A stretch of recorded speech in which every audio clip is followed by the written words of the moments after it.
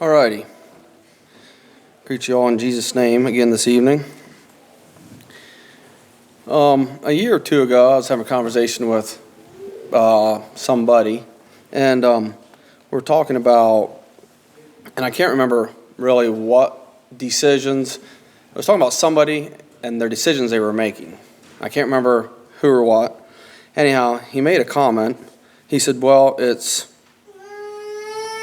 it's just simply the path of least resistance. And anyhow, if you ask my wife, that's kind of been a hobby phrase of mine, one of the hobby phrases. It makes a lot of sense in a lot of things, I think. So anyhow, tonight I decided we're going to talk about this path of least resistance. Have you all heard that phrase before? All right. What does it mean? Taking the easiest route. That's right. You have a choice and you take the easiest route. Is that always bad? No, not when you travel. That's right. Good point.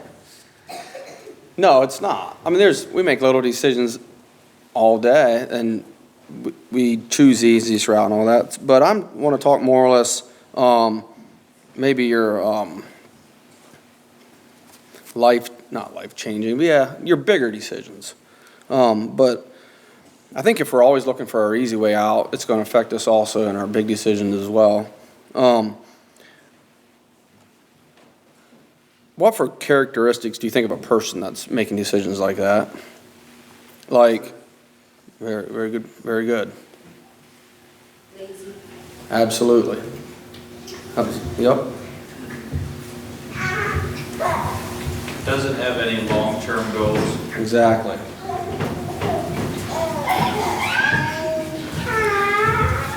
Any others? Has a no-care attitude. Yep. Exactly right. Do you think the Bible has any examples of these kind of people? Jonah. He was the first one that came to my mind when I thought of this subject. So, I'm not promoting asceticism tonight. Like, just because it's hard doesn't mean it's going to be better.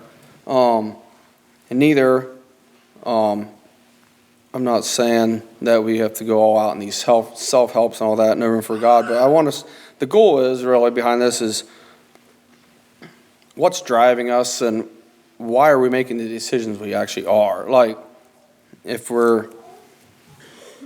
the reasons we're doing, and it can be small decisions, or, as simple as, did you feel like coming tonight? You may not have, but you came anyhow. Or, if it was a path of least resistance, you would have stayed home or made an excuse that sounded good and stayed home. So maybe you all don't have any of that problem. I don't know. But I think we all have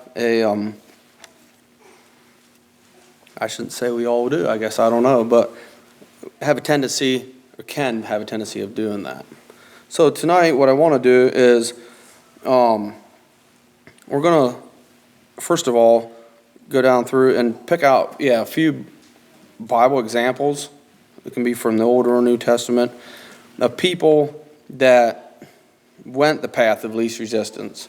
And some of the names I have down are good people. It was just a decision they made at the time was that. So I'm not saying once you make a decision like that you're doomed. That's how you operate. But then there's people that do that, and that is their lifestyle. And when I started making this list, and I want to do this, let's say who it is and what they did, and then I can't think of the right word I want to use, like what was the actual action or whatever. And I'll give you an example. The first one I have was Eve. She gave into the serpent. God told him not to do it, and he convinced her to do it. Deceitfulness is what I had as the action or whatever. So if you get the idea, and maybe I accuse people that I shouldn't have in my list, but let's just get started. And anybody that maybe made a bad decision because they didn't want to stand up for what was right, or maybe God commanded them to do something and they did something else, like Trent said Jonah did. Just something that it would have took effort and a sacrificing of self, and they decided against it and went, passive, they lazy, or whatever it was. So,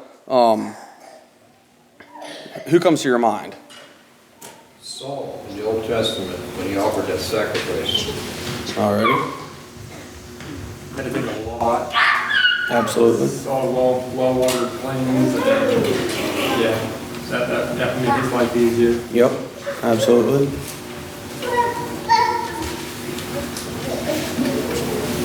Was it Belshazzar that threw Daniel in the lion's den?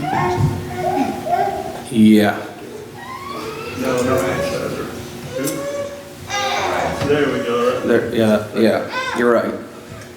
Absolutely. And you notice this was brought up, but so far all these is short term. Like none of these was a fix for long at all, if you think about it. But yeah, let's keep going. The rich young ruler didn't want to give up his own personal possessions. Mm-hmm.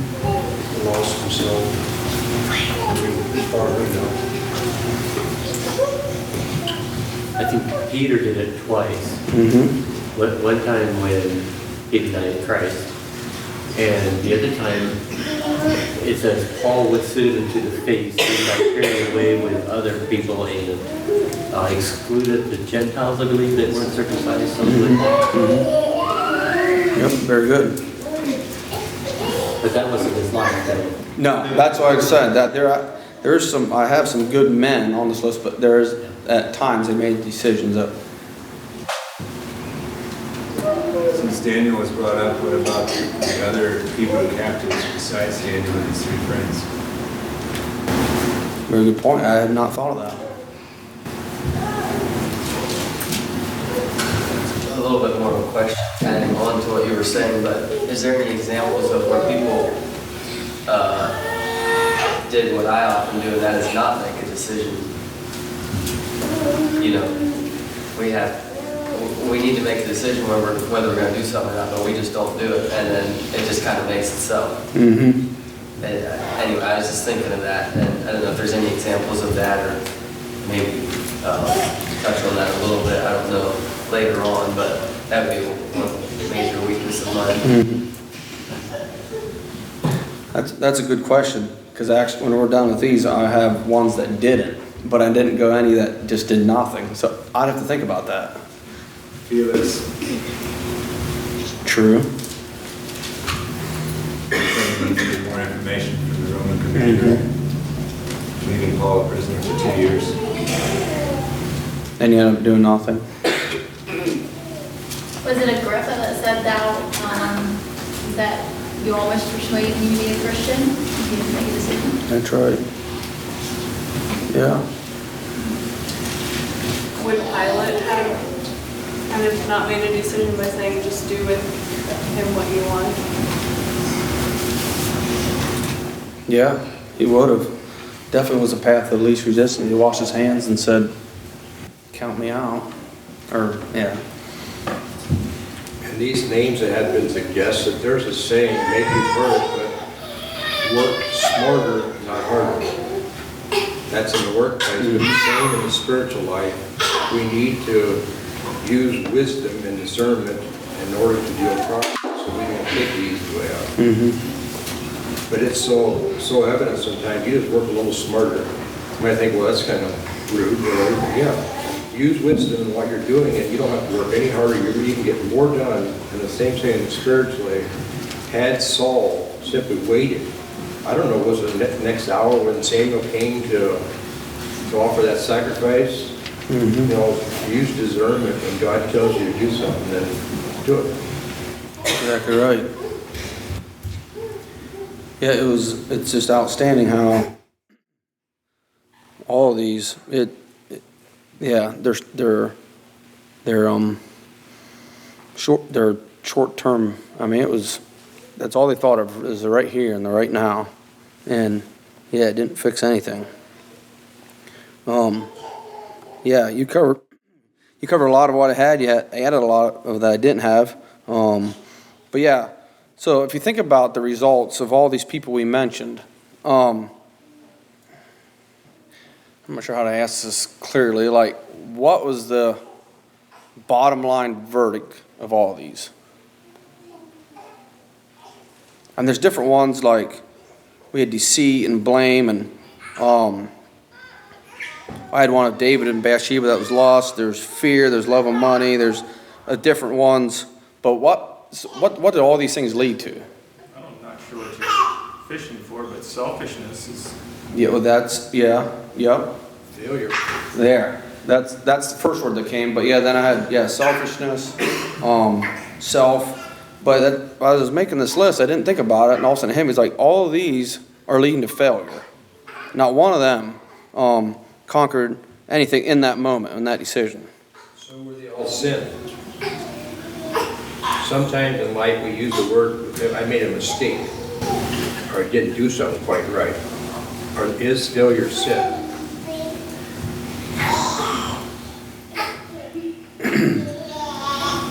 Is it?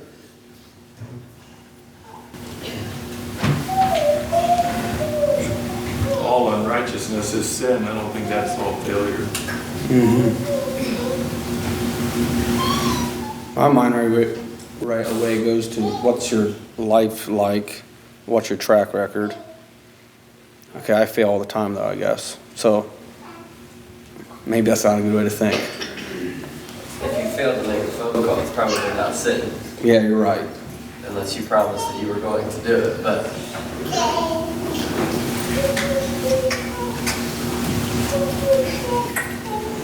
It's a good question.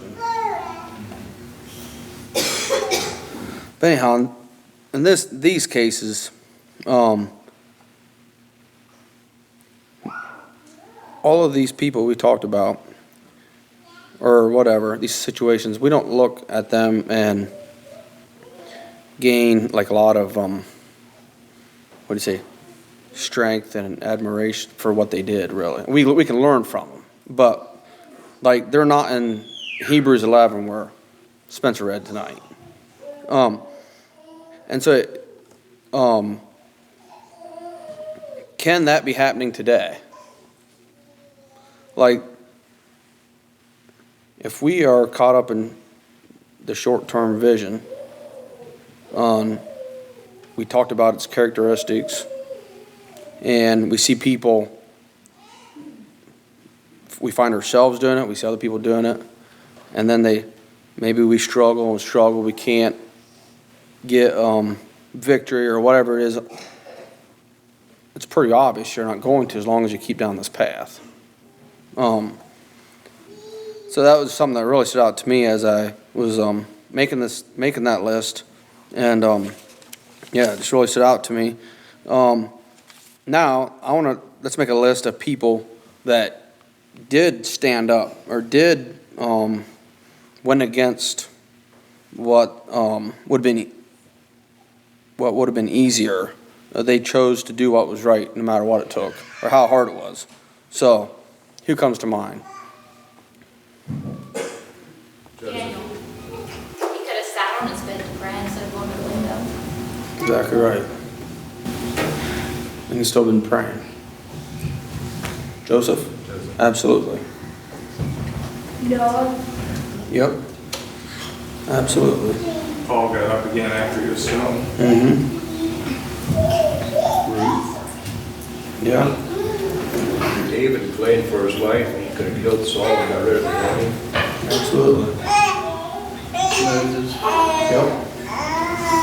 I was thinking the Old Testament Joseph, you could say the New Testament Joseph. I have him down as well. Yep. And Virgin Mary. Think of Abraham. Yep. He went and offered his son. You know, I had thought of Abraham as far as a negative too. I don't know if you thought about it or not, but when he married Hagar, we have the consequences today yet. Also, when he went into Egypt and he said that his hair Sarah was his sister, he said maybe a half truth. He tried the easy way out, but that could have got God protected his wife, I understand that, but telling lies is not the best option. But back to the positive. Yeah, that's very good. Mordecai and Esther. Absolutely.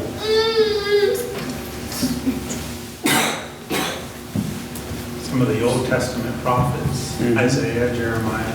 Mm-hmm. Joshua and Caleb. Shadrach, Meshach, and Abednego. Yep, absolutely. Hosea. Mm-hmm. Did Job have a choice to make a good decision, or was he forced to after the fish scenario? What do you think you would have done if that happened to you? Probably would have went. Even if I complained about it.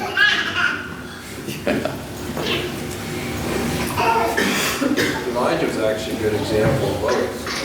He went up and down that mountain multiple times, did the hard thing, met the prophets of Baal single-handedly, but then he ran from an angry laborers in the face of them. So he's a beautiful example.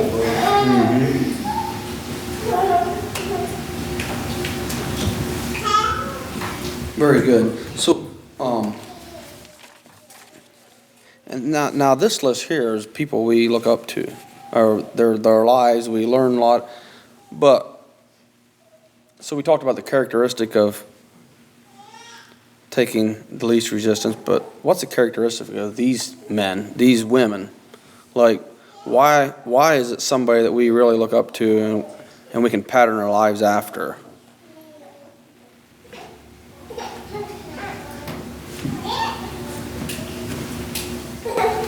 Or I should say, we talked about the fruits of the other one was failure and selfishness and all that. So, Stood unwavering on truth, that's exactly right. which causes them to not always do the easy thing because they know what's right. Took courage. Humility. I believe God would be just as it was told them.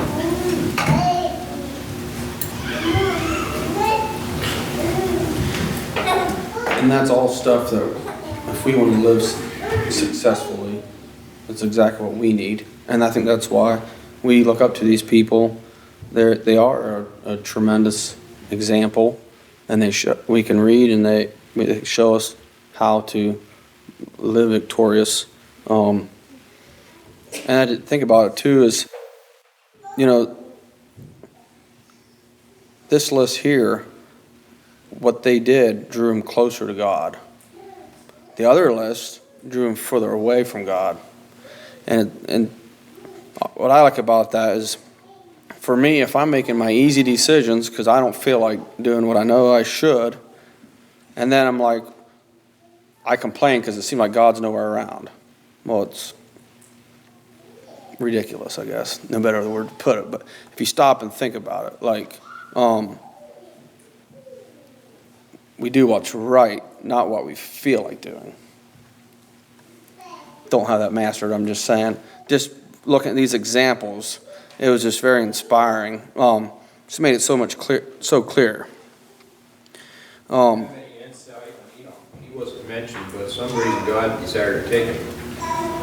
Who was he? What was he that he was so special to God? God says he's no respecter of persons, and yet we have one man we have recorded that he didn't die on this earth.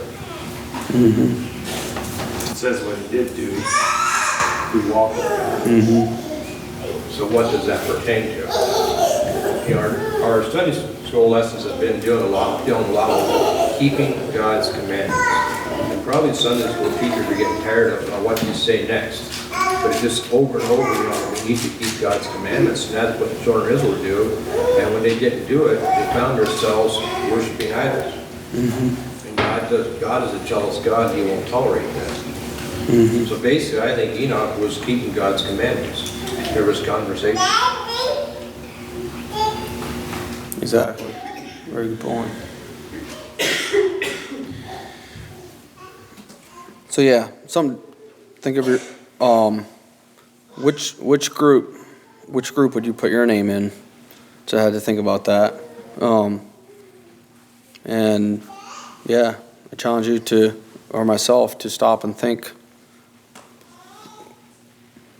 where am I at? How victorious do I feel like I am in whatever area it might be? And I want to get in practical areas today too, but like what drives you, or what well, I asked Spencer to have devotions and he said sure. That was great. But what if he would have said no? Well, what I'm saying is that's the easiest way. I don't want to do that, just an example. But why are we giving the answers we are? Or why are we doing what we're doing? Another thing I thought of is, so we have these Bible examples, but think of people that you know in your life. How many of them that you admire for their strength, for whatever they went through, how many of them took the easy way as a whole? Just something to think of.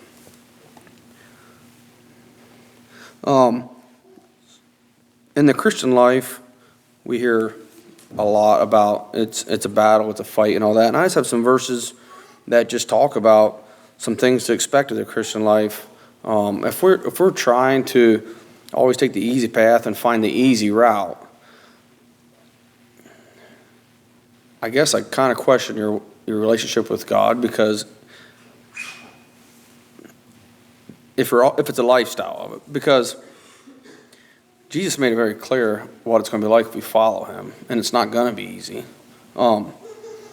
Trust me, I complain and wish my life was perfect, all that, but it's just something for me to consider. Like, we're not promised an easy life. I want to read some verses out of Matthew 10, 16 through 23. Jesus was preparing his disciples for persecution. Anyhow, he just said, "Behold, I send you forth as sheep in the midst of wolves. Be therefore wise as serpents and harmless as doves. But beware of men, for they will deliver you up to the councils, and they will scourge you in the synagogues. And you will be brought before governors and kings for my sake, for a testimony against them and the Gentiles. But when they deliver you up, take no thought how or what ye shall speak, for it shall be given you in the same hour what ye shall speak. For it is not that ye speak, but the Spirit of your Father which speaketh in you. And the brother shall deliver up the brother to death, and the father the child, and the children shall rise up against their parents, and cause them to be put to death. And ye shall be hated of all men for my name's sake. But he that endureth to the end shall be saved. But when they persecute you in this city, flee into another, for verily I say unto you, ye shall not have gone over the cities of Israel till the Son of Man be come." So I just want to, if you read down over that, like, I know he's talking to the disciples, and I know he's talking about what to expect there, but I think it's relevant in our day is we are going to have things to face. But it says, "But he that endureth to the end shall be saved." And I think that's one reason, or that's a reason we admire these other people that we're talking about, is they stood the test of time no matter what they endured. And it's possible. Another verse I want to look at is 1 Timothy 6, 11 and 12. "But thou, O man of God, flee these things and follow after righteousness, godliness, faith, love, patience, meekness. Fight the good fight of faith. Lay hold on eternal life, whereunto thou art also called, and hast professed a good profession before many witnesses." So there we have it again. There's action. There's work to be done. That if we're going to be successful, we have to be willing to do what's the right thing, to fight, to flee, and not just coast whatever is the easiest thing to do. 2 Timothy 2, verses 3 and 4.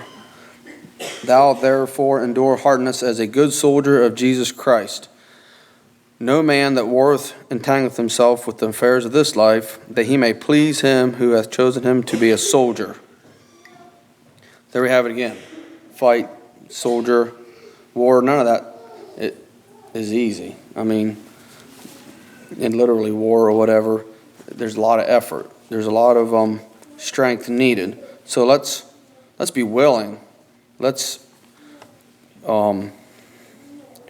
be okay, I guess, with putting in the extra work to remain strong and faithful. Now, I wanted to cover a few, or think about maybe. So we talked about these Bible characters and what they did.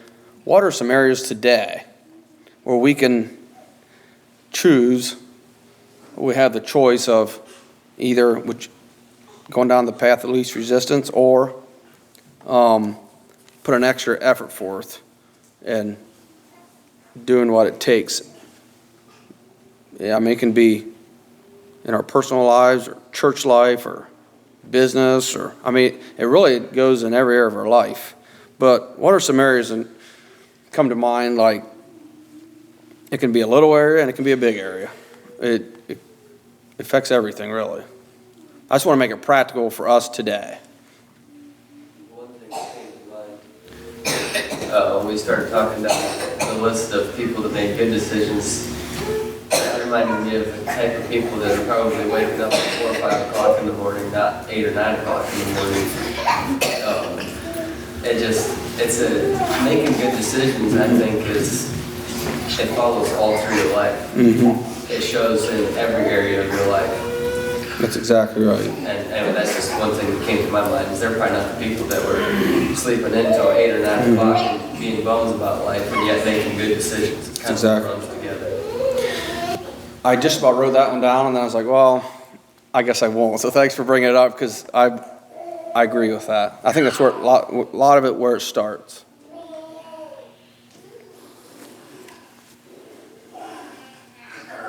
Our use of technology, the passive approach will, I think we would pretty positively say, will definitely lead to failure. Mm-hmm.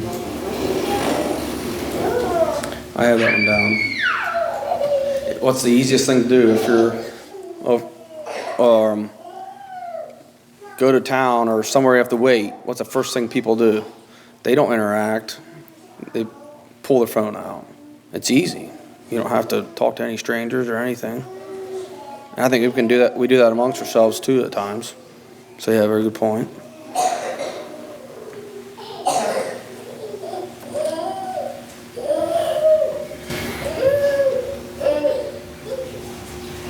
Living on welfare. True that. Send money instead of praying. Very good. Send money instead of getting it.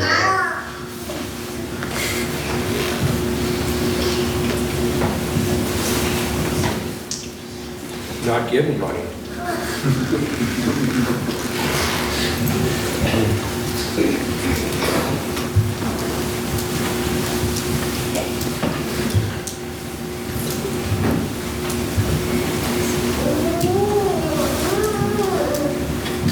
This could go along with what Todd said, I guess, but what about our personal devotions because we slept in? Or whatever else it may be, but... I think tied to getting up in the morning is also disciplined bedtime. Maybe that's why we're sleeping till 8 or 9 o'clock. I thought I wrote that one down, but I thought of that, but yeah, you're right. You're right.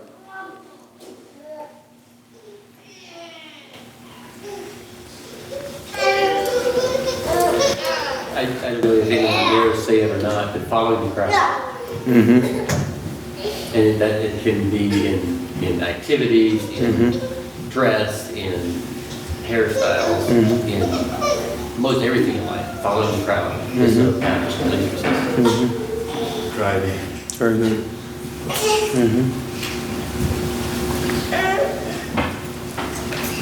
Saying no. I guess sometimes people need to say yes more, just like we talked about earlier tonight, but some of us, I mean, it's just as important to say no at the right times. Very good.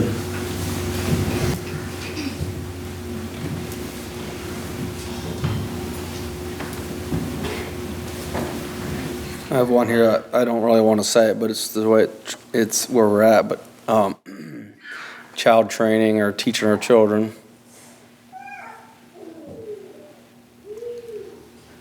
You know, in the evening we're nicely comfortably on the chair. You know, it's pretty easy to go on the path of least resistance when you shouldn't be. Maybe if you're late for church and you're moderating them. Yeah, that. I wasn't late.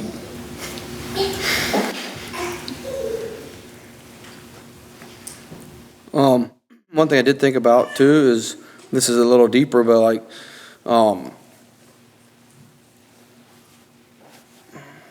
what about when somebody asks how you're doing? I know how it is for me, you know.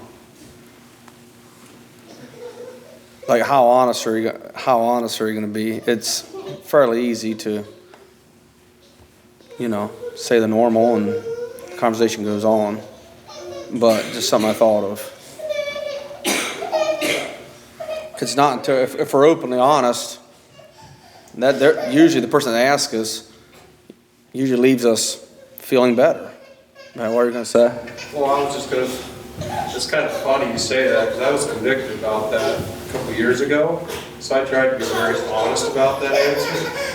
People get tired of going grumbling about the same thing. Well, that's a good point. So if you're honest, be prepared to do something about it. Yeah. Take you from the one path to the next, hopefully. There is a positive reproach, and that's simply lots to be thankful for. The day is always good, but circumstances are not necessarily always good. God doesn't make any bad days. But sometimes situations that we encounter are not the most pleasant to experience. Very good. So I heard you mention the word asceticism, and you probably heard already, you don't grow in your comfort zone. Should we intentionally do something to get us out of the comfort zone?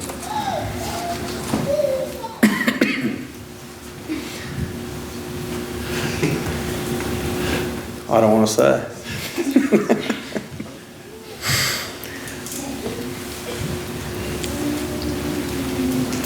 It has been good for me to be forced to do it, to get out of my comfort zone.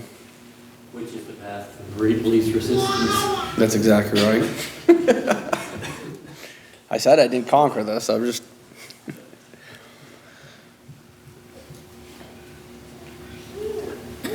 I think it's okay to do something intentional, unless we're careful that the motive is right. We don't do it just to be seen. And then the motive is right, then we truly do desire to grow. That's very good. Because in a sense, I think we need to realize that that's what it takes to grow. And so if we can have the right motive, at least be willing when the opportunity affords, I guess. Not in contradiction, but perhaps complement or in combination with some of the things we talked about. Jesus said, I am with you always to the end of the day. And then in Ephesians it talks about Christ dwelling in our hearts by faith. And also I think it's in 1 John, it also says, greater is he who is in you than he who is in the world. Jesus said, come to me, all you who are weary and burdened, and I will give you rest. Take my yoke upon you and learn from me, for I am gentle and humble in heart, and you will find rest for your souls. For my yoke is easy, and my burden is light. That is the best path of least resistance. And when we are seeking God, when we desire Him above all else, when His will is our food and drink, it won't seem as difficult.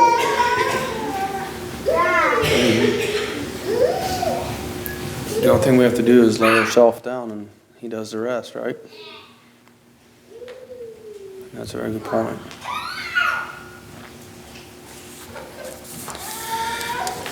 Well, thanks for all your input. Yeah, that'd be my challenge, if we're not being conquerors and all that, let's stop and maybe analyze, like, what am I doing that I'm not? Or, what am I, maybe I'm not working hard enough to put myself in places so I can be victorious, or whatever it may be, whatever your struggle may be. Are we putting an effort forth and not just coasting along, just praying and hoping that God just miraculously take this away from me, I have been guilty of that. And, God expects us we need to go to Him and put in an effort. A couple verses in closing, just promises. Fear not, for I am with thee. Be not dismayed, for I am thy God. I will strengthen thee, yea, I will help thee. Yea, I will uphold thee with the right hand of my righteousness. And also,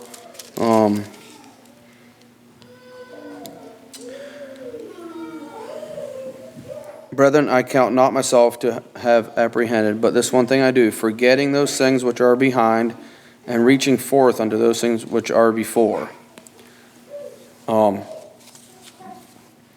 I press towards the mark of the prize of the high calling of God in Christ Jesus. So there is a way to be successful. We have these examples in the Bible, and we have God's promises in the Word. And so let's put the effort forth, and let's be victorious, and let's be people that can be a help to those around us and lift each other up, and just be strong for the Lord in whatever area that may be. So that's all I have for tonight.